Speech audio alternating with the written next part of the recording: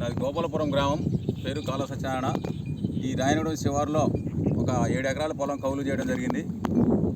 ఈ వర్షం వచ్చి దాదాపుగా 4 నుంచి 5 ఎకరాలు వర్షంలో నీట మునిగి మొత్తం ఖరాబ్ అయిపోయింది.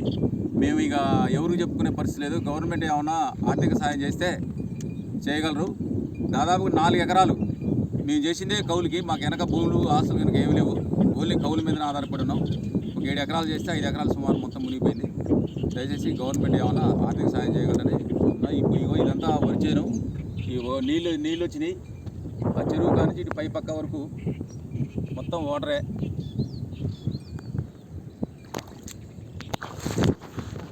దానిలో కీతవారిగూడెం చెరువు, రాయనగూడెం సోరల చెరువు పైన మేము కవులు చేస్తున్నా.